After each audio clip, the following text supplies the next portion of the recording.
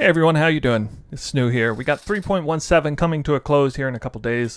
3.18, the grand reveal, just came out. Almost all of you are hype and planning and thinking about what to do next season.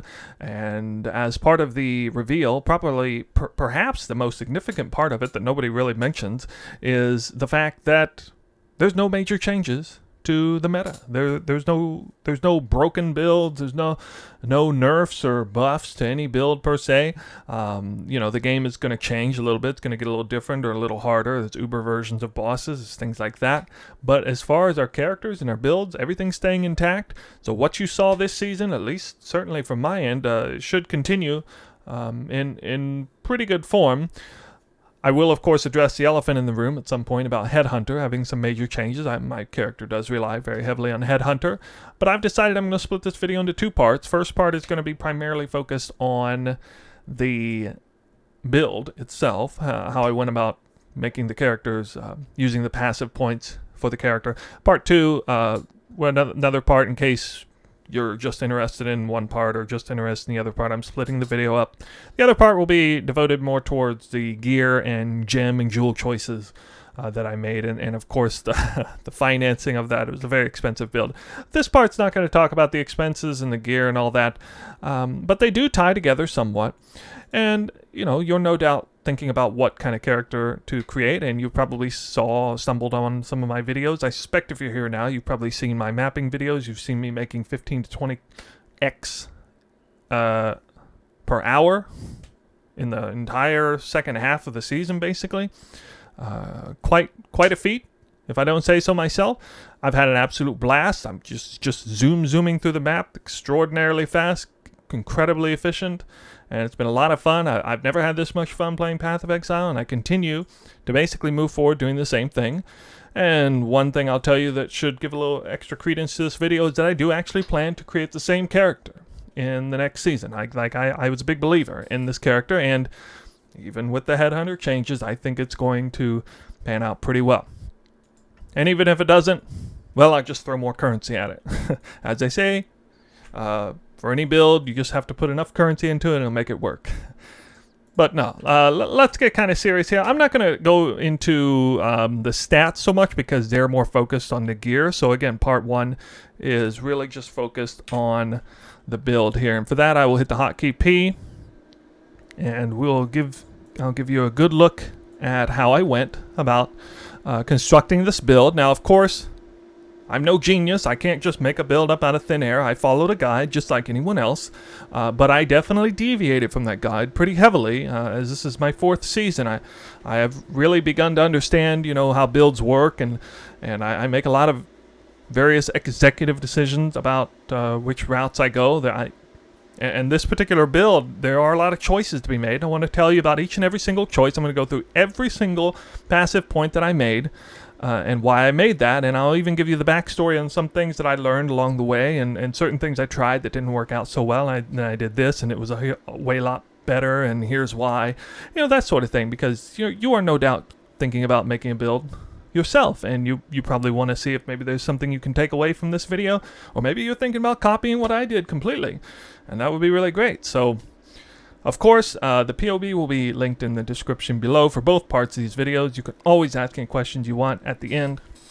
So now I'm going to get into the meat of it, and there's going to be a lot of talking to myself here, letting you know what I did and how I went about it. I'm not going to discuss so much the leveling side of things, and I do want to make one major disclaimer. This is not a guide, per se. I always say that. I've still never actually made a guide. It is something I plan to do. It is a goal of mine to do someday. I'm just not quite comfortable making a formal guide. To me, a guide is something that is, in PoE, it's so serious. It's kind of a sacred thing. So, if you make a guide, you got to be really serious about it. You got to be in depth about it, and you have to keep it up to date, over long periods of time. I'm still finding my feet on that as far as that level of seriousness and dedication to making a build.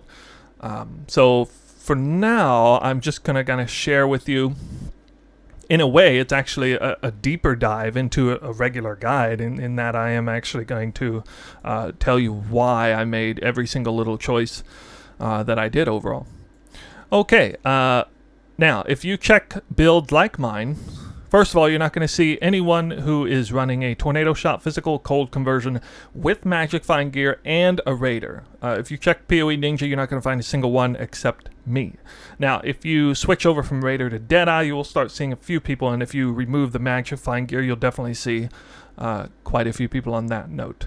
There are a few major different builds that I saw, and basically one features a major cluster down here, and the other, instead of the cluster down here, it features a lion's eye in this socket, and then basically taking these wheels here to get some really cool things like power charge and frenzy charge on hit or kill. Critical strikes have call and stuff like that. So these are dagger notables, but they can be transformed into bow notables with the lion eye gem. So a lot of people go up there. I decided to go the route for the cluster jewels, and I think this is a better route if you have a lot of currency, per se, because you can get a really nasty cluster jewel like this if you do that. Now, I'm not showcasing the jewels per se with this build, in this being part 1,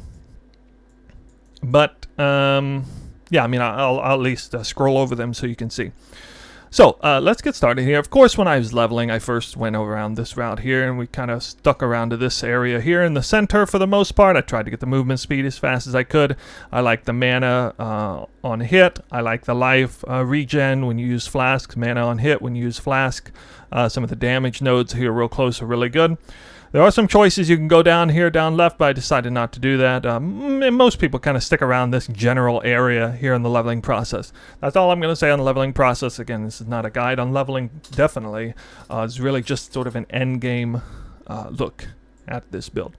So once you get towards the end game, you then remove the points out of here because you save some points. You can either go up or down. It doesn't really matter in most cases. So what I decided to do first, my primary route. First of all, I do run some auras. I am fairly aura heavy, and we can see that I wanted to fit the classic Determination, Grace, and Defiance banner, as well as a Precision. I needed Precision, and then Hatred. So we got 3 50% auras. We got a 10%, and then we got a flat one with Precision. Precision is leveled all the way up to 21, in fact, so that is pretty heavy on there.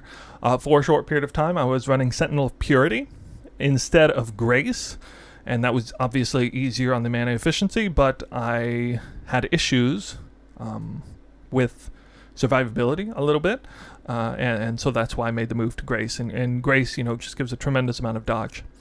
Dodge by itself is not all that good, but when it's combined with other forms of defensive layers, it becomes exceptionally good, as a matter of fact. So I definitely wanted to focus on the reservation wheel here, and I wouldn't call this priority number 1, but it's definitely, there's no way in hell I'm going to build the character without taking all these nodes here. And I would either take 15% increased mana efficiency or I said 15% increased effect if I can afford it. I think with Sentinel of Purity I could afford the other mastery, but going this route I had to choose this. Okay. Now, actually, first I mainly focused on going down here. This was sort of a mandatory node here, and I really, really like the mana side on this. This is a very underrated portion, especially early on, and even in the end game. Having flasks have a total of 10% increased effect is actually really huge when you look at the flasks that I have. Okay, that's a lot more armor. That's more fizz damage taken as cold. That's more fizz as extra cold. For the Dying Sun, it actually doesn't do anything. For the Alchemist, it is more magic find. The gold flask, that is. And then for the Quicksilver, it is, I can't remember exactly how many more, but a few percentage points increase run speed. Then we also have the right side on here. Now this is super good early on, but as you can see, I'm not using a life flask. In fact, I'm not even using a mana flask. Of course, the strength and intelligence is incredible because I am using omniscience. This is an omniscience build. I'll talk more about omniscience in part 2 when I'm talking about the gear. But I do like the avoid chance to be stunned. I will actually open that up. Let's see what my avoid stun chance is in total. It is 93%. I can't remember if that percentage goes up with Headhunter buffs or not, but either way, I virtually never get stunned. I almost never get stopped in my tracks in that way, so it's not a big deal. I could put one more point in here. It kind of would make sense because it would give me 101% stun, but I'm very starved on points, so I decided not to put that point here, and I'd rather have the 5% increase flask effect, and I actually need that mana because the max mana does give me exactly what I need there. You can see that when I'm in my main hand, my highest cost skill is Immortal Call, is 37 mana, and I have 41. So that's not a lot of room, breathing room. But you can also see that if I right-click my skills, my mana is pretty good considering I get a bunch of mana leech. Yeah, so let's go back in there. Basically, the route goes like this. So, it is get the mana efficiency stuff here. The jewel, of course, kind of need that jewel slot. I'll talk about these nodes up here later. Okay, then we go back down here, and then we get finesse, of course, kind of mandatory. And there's a lot of ways, a lot of different things you can do from here. You can either, again, go up and get this wheel down here. You could technically go all the way down here. I decided to go beeline straight right, and this is actually a little bit of an unusual one because most people don't go straight for the movement speed, especially in the end game. Again, this is a big thing about my character. I'm a raider because I like having the movement speed. I especially like having default movement speed for when I'm done killing and I'm looting, and I know that there's basically no part in the game where I'm moving any slower than this, unless, of course, grasping binds. And if I use my quickness, Quicksilver, I'm doing this. And then if I use my elusive with Quicksilver, this is how fast I move when I zone into a map. I get into the combat, I get into the fray almost instantly with that kind of movement speed. So it is just great. And so that's why I choose these points up here. Now, these also give spell suppression. And you will see that my spell suppression chance, take a glance at that. I believe it's 103%. If I recall correctly. So I actually need those points in there. But at any rate, I would not go down below to the bottom ones. For leveling, sure, maybe. But anyway, movement speed super good for leveling as well. Now, this point here is to help me get cross-connected. Now, most people in this situation would put 2 points here to connect right here. I decided to go this way. It actually saved me, I think, 1 point. And I had an extra reason to do. As you can see, I have a brutal restraint that is giving me a few really nice bonuses here. And yes, I did divine a brutal restraint for a very long time to find this one here. And so I decided to make the connector because at some point you have to connect to this outer wall here. And this is my connector right here, this dexterity point here.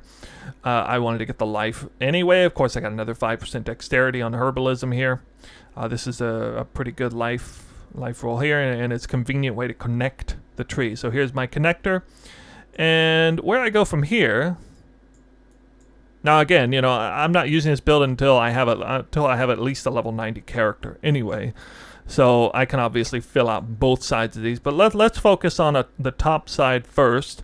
Okay, I definitely like the max frenzy charge. I see some builds like mine, they don't even take this max frenzy charge node, even without a brutal restraint usable node.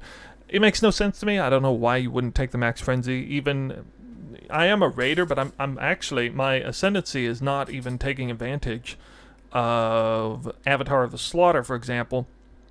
So it's not like I have a terrific synergy with frenzy charges. Yeah, more in the ascendancy later. I'll get to that sort of at the end. Anyway, the jewel here, of course, we're going to put the brutal restraint in here. And yeah, I'm kind of sharing what the seed is. This is a fantastic seed. So if you want to go brutal restraint, then 6183 is definitely a good number to get if you want to get the skill I have. And just so kind of glance over that, we got a 5% dex, we got a 25% crit, 5% dex, 20% stun avoidance, 5% dex, 4% life, 5% frenzy, on kill, which is one I actually had to. It had to be mandatory. I had to have this one on here, which kind of made the build kind of annoying to accomplish. Alchemist Genius and another 4% life. And there's even another one that's really good right here. A 5% movement on top of another 5% movement. And for a hot second, I did think about spending 3 points to get this right here, but I eventually elected not to do that for various reasons. There is some masteries to consider here. So this is just sort of the mastery everybody gets. Precision, I need the mana reservation efficiency to get that. For this build, most people have to, again, without getting into gear too much, most people have to have a attack rating stat on one of their gear pieces, usually on their quiver or their gloves. I do not, because I run a level 21 precision in a level 23 up to level 23 gem off of the pariah. And I do not have any increased modifier of effect. So Brutal Restraint actually can give you increased effective auras as well, which makes it so you don't actually have to have a level 23 gem. But I do have 100% chance to hit. And it's barely 100%. It's like 101% or something like that. So that is that wheel there. We also have another mastery up here. Now, this mastery is probably the one that I'm least concerned about, or should I say least mandatory. You take 30% reduced damage. Now, I have enough damage. I feel like just one-shots sometimes as a result of getting crit is annoying. So this helps really reduce the chance of me just getting like randomly one-shot, especially before I gather a bunch of Headhunter buffs. There's no other really great mastery here for me. You could do like critical strike against enemies on full life, maybe. Increased effect of non-damaging elements wouldn't be terrible. That would only really work for shock, though. Some people like 25% increased critical strike multiplier against unique enemies. I think that's kind of weak, honestly. Good for bossing, but I'm not bossing. So, no. But this is still good to get a lot of critical strike multiplier and chance. And, of course, the synergy with Brutal Restraint when it's there. It's good to have. And again, if I were to drop any masteries that I have currently, this is the first mastery I drop. And I have done variations of this build where I don't have a mastery here. Okay, now on the right side, this is a little confusing. So this is actually way different than most people, and even different than what I actually want to do. So normally, you don't go the top and the bottom. You choose one or the other. You go the bottom side if you need the attack rating, and you go the top side if you don't. The top side is almost certainly going to be more damage straight up for the class, because these are very good crit rolls on here, and one of the few sources of getting crit multiplier. And then the bottom side, you know, very, very high attack speed rolls here. Kind of mediocre damage. The last notable is pretty nice. So 15% increased attack speed and accuracy rating with bows and projectile speed. So Master Fletcher is really nice notable. But the small nodes are pretty weak. And I definitely... well, anyway, if I pull the nodes here versus pull the nodes here, the damage is unquestionable. The damage is way more on the top side. But the important thing, the really important thing is you have to take one of these because you got to have this mastery. This mastery is incredibly important, especially the way I have this character set up. What is my projectile speed? I forgot to check if projectile speed is affected with Headhunter buffs. I especially don't know if it is moving into Arch Nemesis, where they changed it. But we can see here, I think, somewhere, projectile speed there. No. I'm forgetting where projectile speed is. It's over 200%, I think. God, where is it? Wow. Attack speed modifier. Okay, that's just the attacks that I fire with the bow. Well, this is... no, maybe it is attack speed modifier. I don't know. A little bit embarrassing, but I can't seem to recall. It's been a very long time since I looked at it, but I can't seem to recall where the attack speed modifier is on Here, maybe, oh, here it is. Wow, I don't know why they put a miscellaneous. There we go. Projectile speed modifier. Okay, I was actually mistaken. So I'm happy I actually saw this so we could get it straightened out. 173%, which is still incredibly high. So that's 103% flat damage as well. And maybe Headhunter gives buffs on that too. Not 100% sure. Even if it doesn't, still one of the best masteries you can get. Just think about the value of 173% for 1 point. Then we also have up here spell suppression. Now I went Raider, which does mean I have the ascendancies for 40% chance to suppress spell damage. But again, not getting into the gear, I do have to reference the gear at certain points. I have 0% spell suppression on my gear. Those are specific gearing choices I made, which you can hear in part 2 of the video, why I did that. But it does mean that I need to put the points in here. I have, again, another good brutal restraint modifier, 4% life. And these are excellent as well. Also, getting that 3% suppressed spell damage and critical strike chances increased by spell suppress damage. Of course, that's 100% critical strike increased chance of really, really good mastery to have. So this is just a fantastic wheel in general. The only way I would not take this wheel is if I rolled Raider and I also conveniently got spell suppression on my gear, and I just completely didn't need the spell suppression anywhere else. Okay, and again, kind of moving up, and I'm kind of sharing these in sort of highest priority to lower, or at least, you know, I do want to mention or reiterate that I'm not sharing these this route like a guide, like, okay, first you're going to go here, and then you're going to go here, and then you're going to go here, and then you're going to go here. That's not what it is. No, it's like, okay, imagine you have a level 90, 95 character. These are the points, and here's why. That's basically what it is. Over here, we got a sort of classic cluster jewel that almost everybody uses. There isn't anything super interesting about this, except the fact that I suppose I will mention the jewels in here. Here we go. Most people use this jewel right here. Feed the Fury, Fuel the Fight, Martial Prowess. The problem with that one for me is that Feed the Fury is for life leech. Now, I don't really need life leech that much because life on hit is far more important. Especially because if the map rolls you cannot leech life, then you're only relying on life on hit as well as mana, or as well as life regenerate. By the way, in case you didn't know, life on hit is immune to any form of leech or regeneration cancellation. Life on hit can only be diminished by the modifier recovery is reduced. Reduced life recovery, generally speaking. So it is a fantastic modifier. And I do have life on hit, which we'll get into in a second here. But right here, this is the one that gives the mana. I can't show you here. Anyway, this basically gives mana leech. Martial Prowess just gives a lot of good stats. Fuel the Fight is basically mana leech, the only form of actual mana leech you have on this build. And the Devastator is like a Detonate Dead, a kind of poor man's Detonate Dead. And I take Devastator because there's no really good other option. It is decent on its own right, and because I'm physical conversion, I do believe it scales pretty nicely. It does produce damage in physical form initially. Okay, and then, you know, top tier roll, omniscience, strength roll there. So of course I want 8 passive skills here. With those 3 is the best. Now, Fuel the Fight and Martial Prowess are mandatory. The other one's actually kind of flexible. You can look in your own.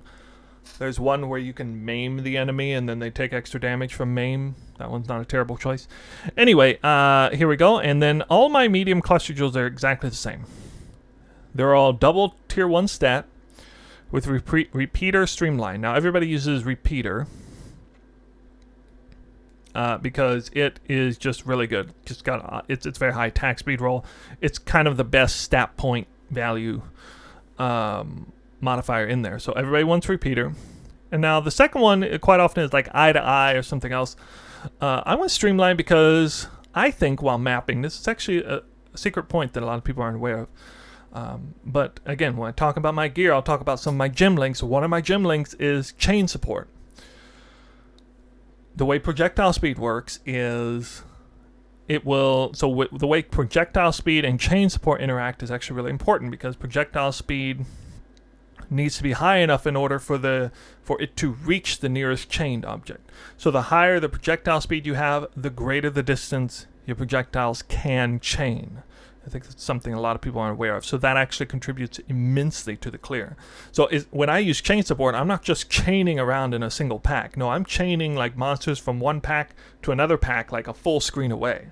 Like those monsters may not even be in the same screen, essentially, and they're still chaining projectiles from that way. And of course, projectile speed is just good in general for tornado shot. It involves, the shots go everywhere anyway, and they're able to reach greater distances. You kill enemies, you're just more likely to kill enemies with a single shot with the more projectile speed for multiple reasons, especially if you're using chain support. So that is why those jewels are what they are. All 4 of them. Okay, these are down here too. Now it's flexible. I mean, you can use crit jewels in here or whatever, but I do think getting the more consistent damage with chain support is actually the most important thing there. And again, eye to eye, because it's just such a fantastic point value there. So, but yeah, streamlined is the one with the projectile speed involved, and it's the one that's a little bit more questionable, maybe, that choice. Here at the end, I got a Replica Conqueror's Efficiency. I even needed the mana reduction. If I don't have this, then my spells cost a little bit too much damage, especially when I don't have Headhunter buffs. It's kind of a problem. And then it's easy to get 2% increased reservation efficiency, which I actually need for this build, sadly. Okay, and then down here we got a Mantra of Flames with a godly double corruption, and it is perfectly rolled. And Mantra of Flames just becomes incredible with a Headhunter with tons, like infinite amount of buffs, and it's just really good. Even though it is not participating in the Fizz to element conversion side of things, it's just pure elemental damage. Still great. It's just so much damage, and I think it's worth it. But to be fair, if I had to drop any specific jewel, and because we do have like a brand new jewel that's gonna like teleport you to another side of the island. So if I did have to drop any jewels, it would be this one, if I absolutely had to.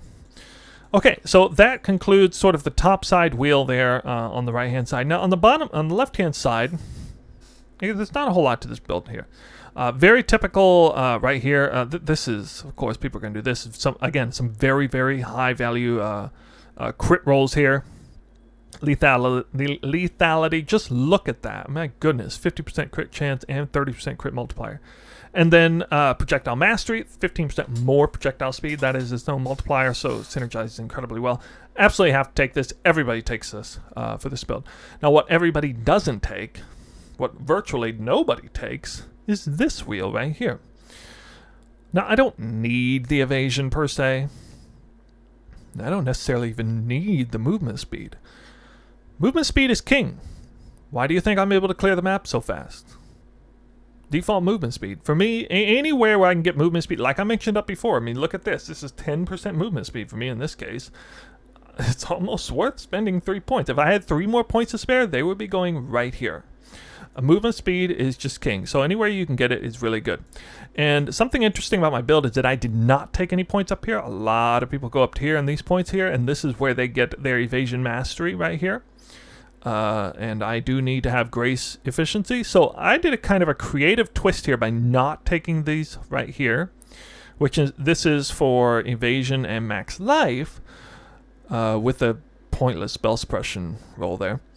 I elected out of that and instead went for evasion and movement speed, which was just right here. So I think this was a brilliant choice to take this. Definitely one of the cool little sneaky things I did with my build that almost nobody else is doing, and I think is absolutely superior choice over these over here. Now, moving on down, another mandatory choice. If you're running Omniscience, you have to have the stats. This is it. Everybody's going to take this, obviously. I almost shouldn't even have to explain this. 5 strength, intelligence, dexterity, it doesn't matter which one you take. It's all the same with Omniscience. You have to take that for the damage and element of resistance. I kind of need the avoid elemental ailments side. So another thing here, we're going to mention the Ascendancy again. Now, I went Avatar of the Veil. If I didn't go Avatar of the Veil, I would go Way of the Poacher. But I decided to go Avatar of the Veil, so I didn't have to blow Pantheon points on Soul of the Brine King and then still be SOL on Shock immunity. So I got the 50% avoid ailments here on permanent phasing. Also, minus 20% exposure is actually still really, really good. And it does actually matter, even though I'm using Omniscience, and it's sort of its value has dwindled a bit due to having Omniscience. I'm not stacking stats per se, so my Omniscience level isn't supremely high. It's only what is it again? It's 1,038. Okay, that's nothing amazing. Okay, it does give me minus 103%, or sorry, 103% elemental penetration. But another 20% is still very good. A terrific Ascendancy point, obviously. And if I take this, then I can take these points here for an extra 20%, and then I have 70% chance to avoid all ailments. Ignite, I don't really care. But Shock and Freeze and Chill, I want 100% avoidance of those. How did I get those? Well, I don't know if you saw with my jewels, you would have seen that I have avoid chance to be stunned and avoid chance to be shocked. I got 2 avoid shocks. That gives me right at 100%. I got 2 avoid frozen. 100%. And then chill. Well, I cheated for that one. I got this. Now, I don't technically need avoid frozen on my gear either, right? Except the problem is this flask isn't up 100% of the time, and you really, really, really, really want 100% avoidance to freeze, like, no matter what. Sometimes I'm in the map, and, you know, Hast is rummaging around the map. He's the Beyond boss. It freezes you constantly. I don't have flask up, and I've died to him numerous times trying to rely just on this flask. So I decided I absolutely had to get the implicit on the clusters, which is annoying, certainly annoying. Got to use a lot of TFT reforges for that, but it is absolutely worth it. By the way, I didn't mention this also has increased cooldown, recovery rate of movement skills. It's kind of nice. I elected to run Withering Step as opposed to Dashing Step. I moved too fast already. There's no point in having a dash. It's not really helping me at any point. I'd rather just have Withering Step to just increase the movement speed a little bit and help me, especially at the very start of the map, when I can click the Quicksilver and Withering Step at the same time. And how fast is that again? 105%. 219. Okay, it throws me up to 219% increased movement speed for a moment, obviously. And then, yeah, it's still like 177 without Withering Step. So that's kind of how that works. Okay. Point Blank. People quite often talk about Far Shot for Deadeyes, and yes, so your projectiles move. They in Tornado Shot, your projectiles sort of naturally they have a sort of natural split at the beginning, and then they can also fork if you have fork in any of your gear or whatever, and then they are going to chain after that. And each one of those does not refresh the distance it's added onto. So basically, Point Blank is actually kind of bad when it comes to how much it's helping me. It's hurting me a lot in mapping. But here's the point. The damage nerf from Point Blank on projectiles that are far away doesn't really matter. What matters is when I actually need to kill something, I can get up in its face and shotgun it to death really easily. And Point Blank helps me do that, 30% more damage. So when I fight the boss, when I fight a Beyond boss with not very many Headhunter buffs, that's when it really matters.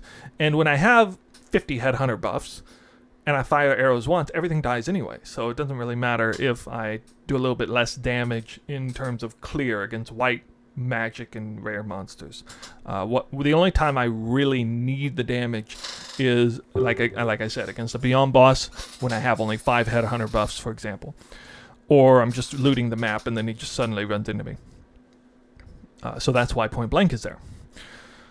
And then again, like I said, I did not get the lion's eye over here, that route. Again, if you want to see that, you can look up other players that have similar builds to mine. You'll see this whole lion eye setup. It is a valid setup to do. And again, it involves getting backstabbing and flaying as bow modifiers with a dagger transformed into bow mastery, which is pretty nice. But I wanted to get this cluster because I can get huge value out of it. By the way, I went ahead and decided to run my character. One of the big corners I cut was chaos resistance, 0%.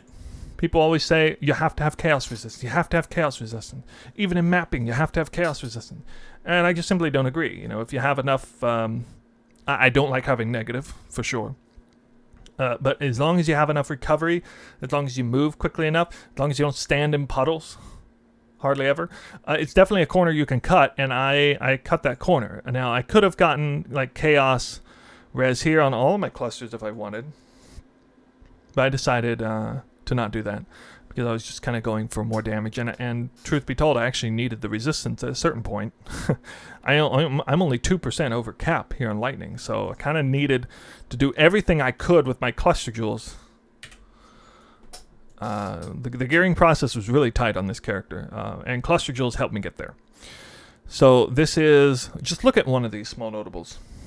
This is insane. 16% damage with bows, 13 life, 6 chaos res, 16% damage over time, which does not matter, and then 10 strength for omniscience, and that is 10 of these. So this cluster alone pulls me from what, -60 to 0% chaos res, and it's the only source of chaos resistance on my entire build is this cluster jewel. So this is a monster of a cluster jewel. Yes, it cost me something like, I don't know, this cluster jewel is probably worth about 50x midway through the season, so it's not necessarily something you're going to be able to get easily, but if you can get something close to this for probably about 10-20x, and you know, again, the entire build is kind of expensive, so yeah. So that's all about the cluster. These clusters here are the same anyway. I mentioned them before. So that's everything down on the bottom side. The other 3 points are right here. I kind of saved these for last. Attack damage leeches life. 5 life gained on hit. And 10 life gained on for each enemy hit by your attacks.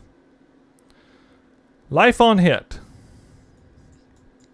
was from the Watcher's Eye first. If you run Vitality, you can get 30 life on hit, up to 30 life on hit from the Watcher's Eye, and that's good, and that's what I had for a while. I had the Fizz converted as cold because that is mandatory. You do have to have the 40% because you only get 60% from the gem itself, the anomalous tornado shot.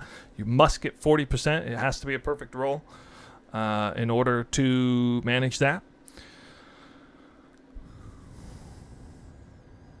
Well, that's weird. Getting my way there. Okay, and then I had to have the spell suppression. Now, at first I didn't have to have the spell suppression because I got the spell suppression somewhere else. I'm actually forgetting where I got it. Oh, I think it was that's right, it was here.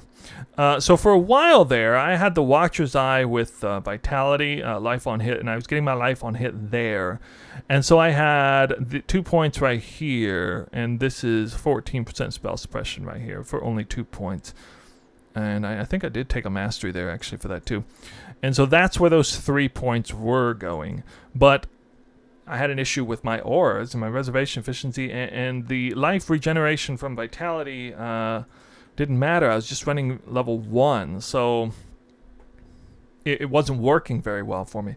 So what I really needed to do is I needed to get a Watcher's Eye that had spell suppression and conversions. I found that, and I also got attack damage. As for precision, is not the absolute best third mod, but it is one of the best.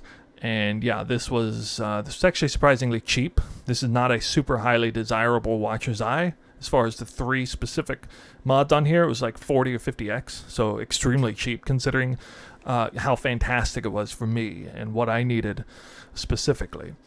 So getting the spell suppression here meant I freed up 3 points, and then I could get the life on hit here. Okay. And that was really nice. So there is another way to eliminate the life on hit here, and I believe that's, if I'm not mistaken, that would require a megalomaniac, maybe, as one of the medium cluster jewels. That's something I'm looking at into next season. I'm definitely going to see if I can do a megalomaniac with like hatred, reservation, and maybe determination reservation. I'm not sure exactly just yet, but yeah, I would love to be able to drop these 3 points, because the leech, honestly, the leech doesn't really matter. I already get some leech from this cluster here, from Fuel the Fight. I get like 4.4% leech. To me, it's really all about the life on hit. And as you can see, I'm not even using the mastery at all. The mastery sucks, so there's nothing there, really. The maximum total life recovery per second from leech is complete waste there. So I'm very few people take points here, because if they get life on hit, they're getting it from either gear, which I'm not doing, not on gear, or they're getting it from that Vitality Watcher's Eye. But again, I don't want to use Vitality. It takes up extra reservation. Reservation's really tight as it is. Okay, so that basically concludes just about everything there is on my decisions on the tree there. Now, again, one time to reaffirm, we got Quartz Infusion, Avatar of the Veil. I did not talk about this route up here first. Now, I have to either run Blood Rage, or I have to take points in Way of the Poacher to make sure I get Frenzy Charges somehow. Or I have to use a Lion Eye and get this Mastery 6% chance to gain a Frenzy Charge and a Power Charge on kill. By the way, my build does not actually have Power Charges, but Power Charges is one of the stolen Headhunter buffs, so it's not that big of a deal. I quite often have it, but I am missing all the crit from Power Charges. The majority of the time, maybe.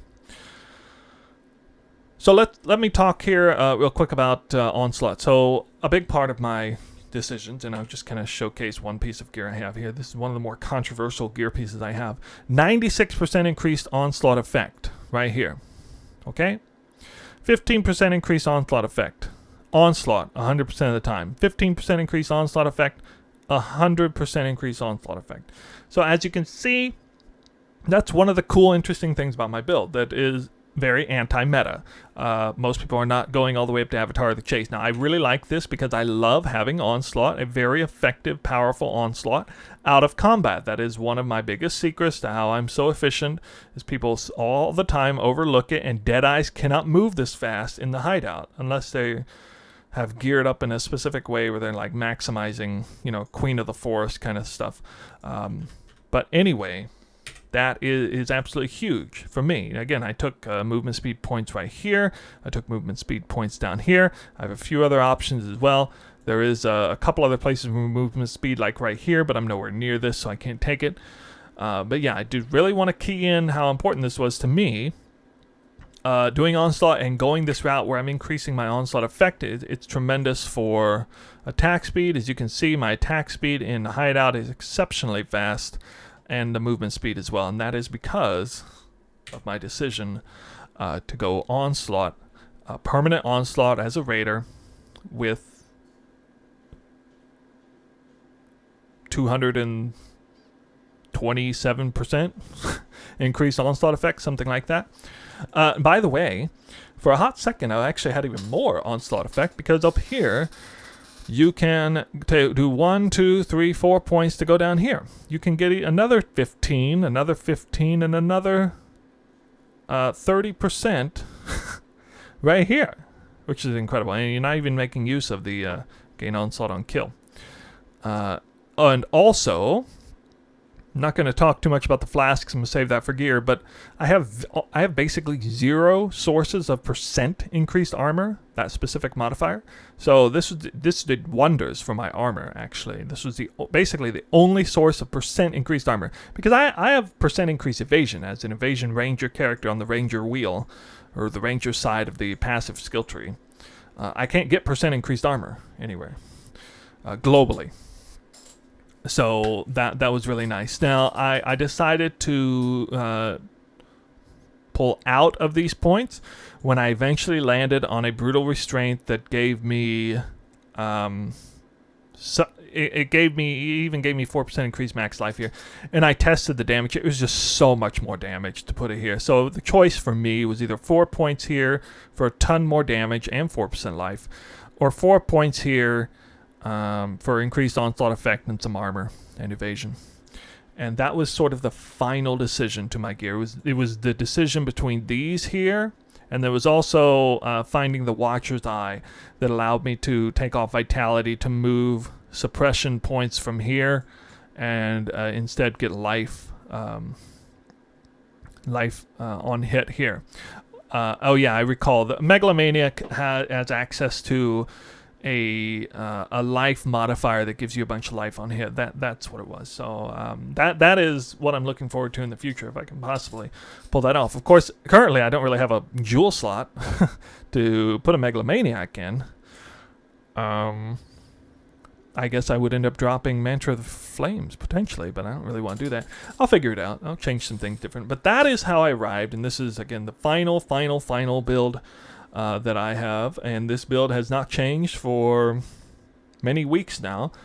Every time I link the POB down below, it's identical, basically, for the last, I don't know how many farming videos, the entire time during the 500 cemetery maps video. But there you go. That's the sort of long-winded deep dive on my magic finding tornado shot raider and how I went about the decisions to get all these points. I'm not going to talk about literally all the other points that are somewhat popular there, but at the very least, I was able to tell you, why I went the points I did and kind of how it matches up, and you can see it's pretty tight on the gear. The very last thing I'll say about this is one of the big reasons why I had to choose some of the points I did is because I made some very specific gearing decisions with my gear, running a lot of uniques, magic find gear, especially the Gull as a helmet, as opposed to, something else that would give me, I don't know, spell suppression or a lot more resistances by virtue of omniscience, for example. But we'll talk about the gear in another one here. So I suspect, as I couldn't talk about literally everything, every possibility, and every hypothetical, you probably have some questions down below. I hope you enjoyed the video and hope it was able to give you some insightful, give you an insightful angle as to what it's like to make a tornado shot character, the build, the way it looks at the end game. Again, not precisely meta, but my personal take on it. Feel free to ask any questions you have. I appreciate you watching the video. And yeah, there's obviously going to be more videos because we're moving into 3.18, and I'm on the hype train, baby. Let's go.